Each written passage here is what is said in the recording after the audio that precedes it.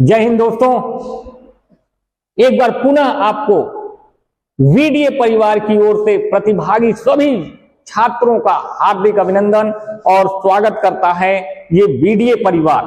Varanasi defence academy की तरफ से सभी प्रतिभागी छात्रों का स्वागत एवं अभिनंदन और सफलता की कुंजी और सफलता के लिए हमेशा आपको प्रेरित करता रहता है। ये वाराणसी डिफेंस एकेडमी अशिक्षित को शिक्षा दो, कहा गया है अशिक्षित को शिक्षा दो और अज्ञानी को ज्ञान दो। शिक्षा से ही बनता है मेरा भारत देश महान। शिक्षा ही भारत को महान बनाता है। आपके फौजी बनने से देश गौरवान्वित होता है और वीडीए परिवार भी गौरवान्वित होता है।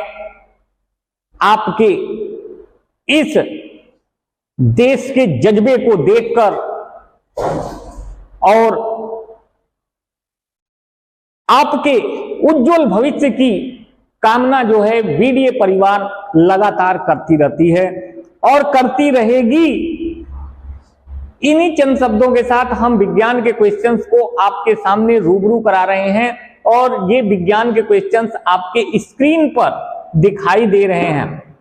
कह रहा है भाई, ऊंट के कुबड़ में तथा व्हेल मछली की चर्बी में किस प्रकार का संयोजी ऊतक मौजूद होता है। देखिए भाई, टिश्यू की बात कर रहा है, ये संयोजी ऊतक है। ये संयोजी ऊतक किस प्रकार के ऊतक हैं, तो ये संयोजी ऊतक के बारे में कह रहा है कि इसमें ऊंट के कुबड़ में और व्हेल मछली की चर्बी में, इन दोनों में जो होता है वह आपका कौन सा ऊतक होता है। तो आपको हम बता दें यहां पर कौन सा ऊतक है भाई, एडिपोज ऊतक। एडिपोज ऊतक जो होता है वह ऊंट के कुबड़ में और व्हेल मछली की चर्बी में संयोजी ऊतक का कार्य करता है। तो ये हमारा होता है बी ऑप्शन राइट आंसर है। ये राइट आंसर आपका मिल रहा है एडिपोज ऊतक। एडिपोज ऊतक ही जो है वह संयोजी ऊतक मौजूद करता है। नेक्स्ट अगले क्वेश्चन की तरफ, लिगामेंट नाम। देखिए भाई, लिगामेंट नाम का संयोजी ऊतक हड्डी को किससे जोड़ता है। तो लिगामेंट जो होता है भाई हड्डी से हड्डी को जोड़ता है। किससे? हड्डी से हड्डी को जोड़ने का काम लिगामेंट का करता है। तो यहां पर जो आपका राइट आंसर बन रहा है वह बन रहा है हड्डी को हड्डी से जोड़ने में। तो हड्डी देखिए भाई यहां लिखा हुआ है, पेशी नहीं होगा, त्वचा नहीं होगा और ये दोनों नहीं होगा। ऑप्शन सही होगा आपका हड्डी को हड्डी से जोड़ने का, जैसा कि मैंने यहां पर बता दिया आपको, इसलिए आंसर भी आपको क्लियर हो गया। नेक्स्ट अगले क्वेश्चन की तरफ हम रुख करते हैं।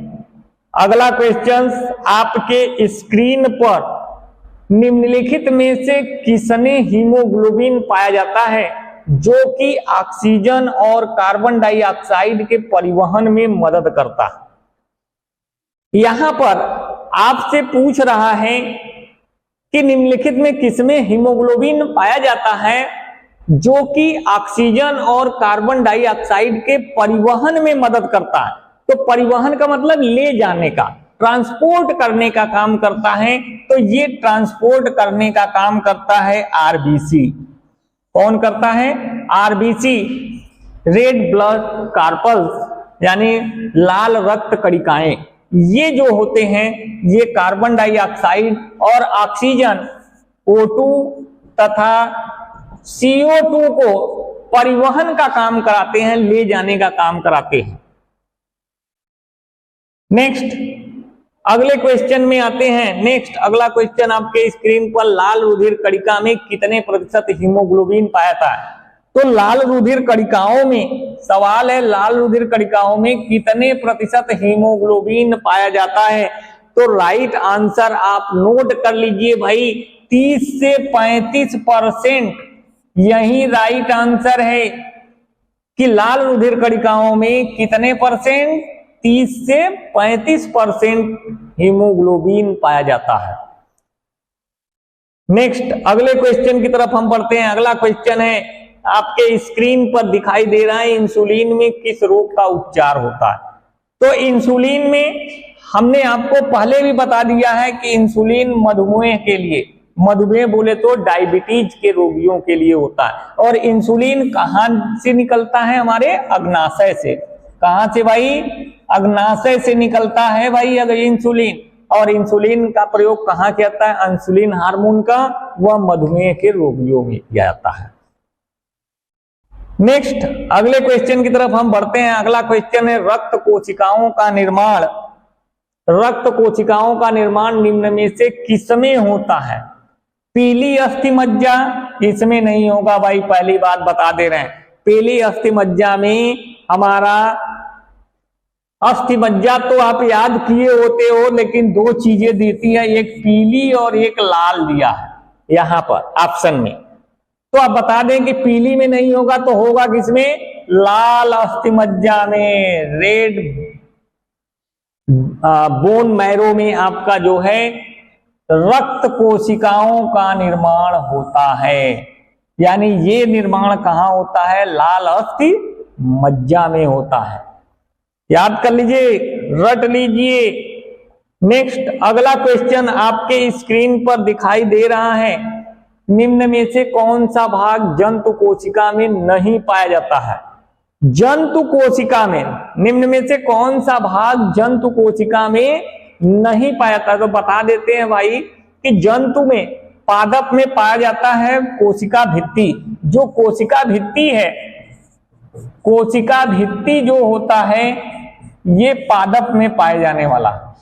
तो इनमें कारण निम्न में से कौन सा भाग जंतु कोशिका में नहीं पाई जाती। तो देखिए भाई, प्लाज्मा पाई जाती है, केंद्रक भी पाया जाता है, माइटोकॉन्ड्रिया भी होता है, लेकिन क्या नहीं पाया जाता है भाई, कोशिका भित्ति। तो इसका राइट आंसर हो गया, कोशिका भित्ति में नहीं पाई जाती है। नंबर नेक्स्ट अगला क्वेश्चन, तंत्रिका तंत्र की क्रियात्मक तथा संरचनात्मक इकाई क्या है भाई। देख लीजिए एक बार फिर से, तंत्रिका तंत्र कह रहा है, क्रियात्मक तथा संरचनात्मक इकाई क्या है। तो तंत्रिका तंत्र की क्रियात्मक, अगर कोशिका की बोलती क्रियात्मक एवं संरचनात्मक इकाई तो कोशिका होती, ठीक है। शरीर की जो है क्रियात्मक एवं संरचनात्मक इकाई तो कोशिका। लेकिन यहां सवाल पूछा है तंत्रिका तंत्र, नर्वस सिस्टम को, तो इनकी क्रियात्मक और संरचनात्मक इकाई जो होती है, ये आपको हम बता दें, इनमें आपको मिलते हैं न्यूरॉन को हम बोलते हैं। न्यूरॉन इसका राइट आंसर होगा। तंत्रिका तंत्र की क्रियात्मक तथा संरचनात्मक इकाई जो है वह न्यूरॉन होती है। याद कर लीजिए, न्यूरॉन याद कर लीजिए, रट लीजिए, कल के पेपर में हो सकता है आपको मिल जाए। अगला क्वेश्चन आपके स्क्रीन पर जो दिखाई दे रहा है, केमिस्ट्री से रिलेटेड क्वेश्चन आ गए। केमिस्ट्री से है, कह रहा है निम्न में से सबसे शक्तिशाली ऑक्सीकारक कौन है। ऑक्सीडेंट रिएक्ट क्या है भाई, सबसे शक्तिशाली ऑक्सीकारक कौन है, ऑक्सीडाइजिंग। तो आपको बता दें, आयोडीन, फ्लोरीन, ब्रोमीन, क्लोरीन। तो इसमें ये हैलोजन ग्रुप के तत्व हैं भाई, ध्यान रखना, ये सभी जो है वो हैलोजन तत्व हैं, ये हैलोजन तत्व हैं। तो इनमें पूछ रहा है शक्तिशाली ऑक्सीकारक, तो आप याद रखिएगा फ्लोरीन, क्लोरीन, ब्रोमीन, आयोडीन, ऐसे सीरीज में याद रख लीजिएगा। तो इसी सीरीज में सबसे पहला क्या है, फ्लोरीन है, तो ये सबसे शक्तिशाली हो गया। तो यहां क्या लिख देंगे, तो F2 जो है वह सबसे शक्तिशाली हो जाएगा। इसका राइट आंसर होगा F2। नंबर नेक्स्ट अगले क्वेश्चन की तरफ हम अगला पड़ाव लेकर चलते हैं। कैथोड किरणें किससे बनती हैं। सवाल पूछ रहा है कैथोड किरणें किससे बनती है। तो बता देते हैं भाई कैथोड किरणें हैं क्या। कैथोड किरणें कह रहा है किससे बनती हैं, तो बनने का काम केवल ये कैथोड किरणें इलेक्ट्रॉन से होती हैं। किससे? इलेक्ट्रॉन से। तो इलेक्ट्रॉन के कैथोड किरणें हमारा बनती हैं, तो राइट आंसर क्या होगा? इलेक्ट्रॉन होगा। नेक्स्ट अगले क्वेश्चन की तरफ हम बढ़ते हैं अपना। रेफ्रिजरेटर में कौन सी गैस प्रयोग होती है? ये भी सवाल बहुत ही पूछा जाता है, बहुत इंपॉर्टेंट है। कह रहा है रेफ्रिजरेटर में, यानी जो घर पर आप रखे हैं फ्रिज, उसी को रेफ्रिजरेटर कह रहा है। रेफ्रिजरेटर में कौन सी गैस प्रयोग होती है? सवाल गैस का पूछ रहा है, सवाल पढ़िए ध्यान से। कह रहा है गैस प्रयोग होती है, तो गैस प्रयोग होती है तो यहां पर जो होगा क्या हो जाएगा भाई? अमोनिया। NH3 को क्या बोलते हैं? अमोनिया बोलते हैं। ये अमोनिया गैस प्रयोग होता है हमारे रेफ्रिजरेटरों में। इसके पहले जो प्रयोग होता था वह प्रयोग CFC होता था, क्लोरोफ्लोरोकार्बन। क्लोरोफ्लोरोकार्बन भी होता है, कभी कभी आपको ये मिलेगा, कभी कभी CFC मिलेगा। तो भाई यहाँ कंफ्यूज मत होइएगा। अमोनिया मिला तो ठीक है, अमोनिया को कर लीजिएगा। अगर CFC मिल रहा तो CFC भी राइट आंसर होगा। इसको क्यों प्रतिबंधित कर दिया गया? क्योंकि इससे जो है प्रदूषण होता था, पोल्यूशन होता है, ज्यादा होता है खतरा, इसलिए इसको जो है हटा दिया जाता है, इसलिए इसका उपयोग नहीं किया था। नेक्स्ट अगला क्वेश्चन है, आदर्श गैस निष्क्रिय गैस की, आदर्श गैस निष्क्रिय गैस की वाह्यतम कक्षा में इलेक्ट्रॉन होते हैं। निष्क्रिय गैस नोबल गैसेस जो शून्य ग्रुप में होते हैं उनका अष्टक क्या होता है? वह भरा होता है, वह अष्टक पूरी तरह से कंप्लीट होता है। तो कंप्लीट होता है तो कितने इलेक्ट्रॉन होंगे भाई उसके अंतिम कक्षे में?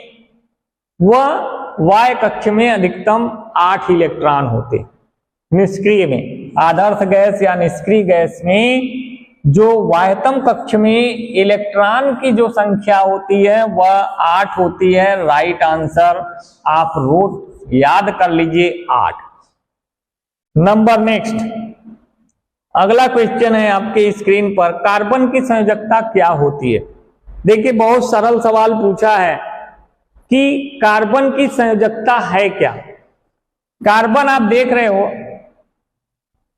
ये कार्बन, पहली बात तो आपको बता दें कार्बन ये अधातु में आता है।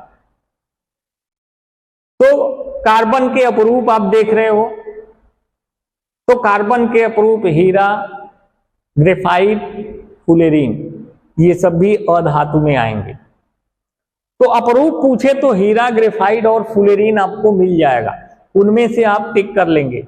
यहां पर कह रहा है कार्बन का संयोजकता पूछ रहा है। कार्बन का संयोजकता कितना होता है भाई? कार्बन की संयोजकता रट लीजिए कितना होता है? 4 होता है। कार्बन की संयोजकता कितनी होती है? 4 होती है, याद कर लीजिए। कार्बन की संयोजकता कितनी? 4 होती है। यहां पर 612 होता है, तो इसका जब करेंगे तो 2 और 4, तो ये 4 इलेक्ट्रॉन हो गया लास्ट वाले कक्षक में, दूसरे वाले कक्षक में। तो इसलिए इसकी संयोजकता कितनी हो जाएगी? 4 हो जाएगी। नेक्स्ट अगले क्वेश्चन की तरफ हम बढ़ते हैं। अगला क्वेश्चन है, एस्कॉर्बिक एसिड किस निम्न में से किसका रासायनिक नाम है? एस्कॉर्बिक एसिड जैसा कि हमने आपको बताया था ये विटामिन ए बी सी, तो आपको हमने कहा था, याद रखिएगा थोड़ा सा, रथ 1 ऐसे रख लेबा तो याद हो जाए। रथ मतलब रेटिना लिम्मन हो गल, अब्बा मिल जाए कौन सही हो, थायमीन हो गल, एमन एस्कॉर्बिक हो गल, और एमन कैल्सीफेराल होगा, कैल्सीफेराल। तो अब आपको कह रहा है एस्कॉर्बिक एसिड किसमें है, तो कहां मिल गया? एस्कॉर्बिक एसिड कहां है? ये है, तो ये किसमें है? विटामिन सी में है। तो सी ऑप्शन इसका सही है, विटामिन सी में एस्कॉर्बिक एसिड मिलता है। नेक्स्ट अगला क्वेश्चन आपके स्क्रीन पर पुनः आ रहा है, कह रहा है कमरे का मानक तापमान लिया जाता है, यानी सामान्य तापमान कमरे का कितना लिया गया है। तो आपको हम बता दें 298 के, ये कमरे का जो सामान्य ताप है वह कमरे का सामान्य ताप जो है वह 98 के 298 के होता है। आपको बता दें के बराबर 273 प्लस अन सेंटीग्रेड, तो यहां पर 298 में से 273 घटा देंगे तो आपको अन सेंटीग्रेड में मालूम होगा, तो कितना अन सेंटीग्रेड, 25 अन सेंटीग्रेड। अगर केल्विन में दिया है तो 298, अगर आपको सेल्सियस में दिया है तो वह कितना होगा, 25 अंश सेल्सियस होगा, सेंटीग्रेड होगा। कमरे का सामान्य तापमान ये होता है 25 अंश सेंटीग्रेड, याद रख लीजिए, या केल्विन में दिया तो 298। नेक्स्ट अगले क्वेश्चन की तरफ हम बढ़ते हैं। अगला क्वेश्चन है, इनमें से कौन सा एक धातु नहीं है, इनमें से कौन सा एक धातु नहीं है, सवाल पूछ रहा है, ध्यान से पहले देखिए तत्व कौन कौन है जो धातु नहीं है। कॉपर है, सिल्वर है, जी सिल्वर है, लेड है, लेकिन ये बीटी जो है वह आपका धातु नहीं कह रहा है, तो राइट आंसर हो जाएगा ये बीटी। नेक्स्ट अगला क्वेश्चन है आपके स्क्रीन पर, एक कोलाइड विलयन मिश्रण को दर्शाता है। एक कोलाइड विलयन मिश्रण को क्या दर्शाता है? यह मिश्रण जो होता है देखिए, या तो समांगी होगा या तो विषमांगी होगा। तो यहाँ पर देखिए कोलाइड जो होते हैं वह हमेशा विषमांगी मिश्रण होते हैं, तो कोलाइड विलयन मिश्रण को दर्शाता है, तो बता देना भाई आंख मूंद के, विषमांगी या हेट्रोजीनियस इसको बोलते हैं। तो यहां पर राइट आंसर आपका जो मिलेगा वह बी ऑप्शन होगा।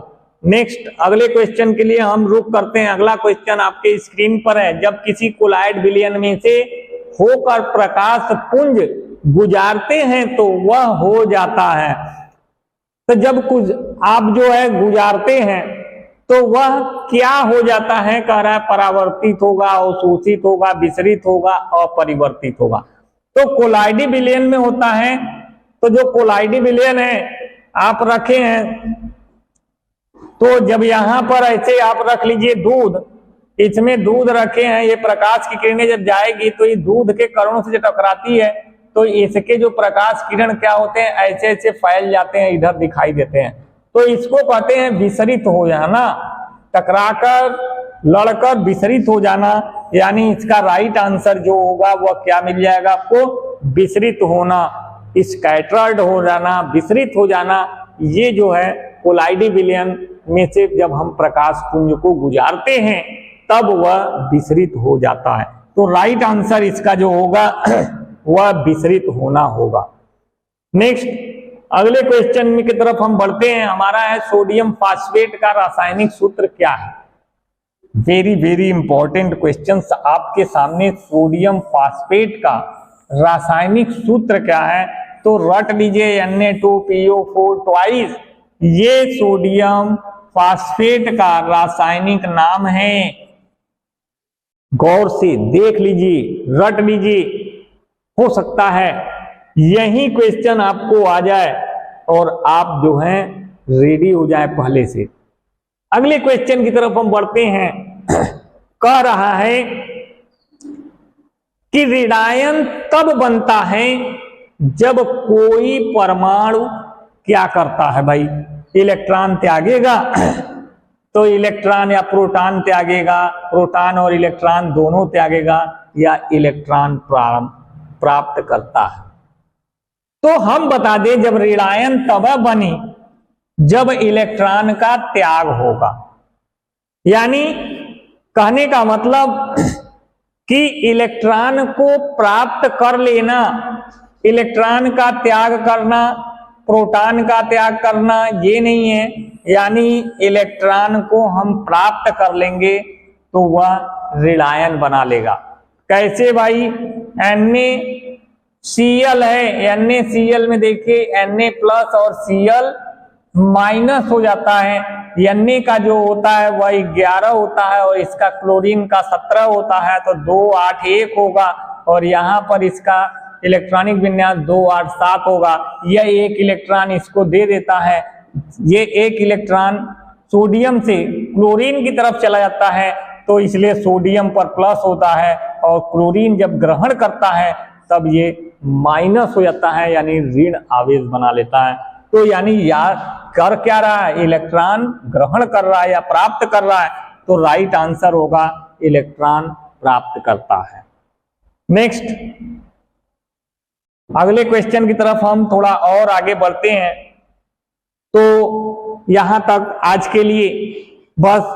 नेक्स्ट अगले वीडियो में आपको तमाम बायो और केमिस्ट्री से रिलेटेड तमाम क्वेश्चंस को आप तक हम पहुंचाते रहेंगे।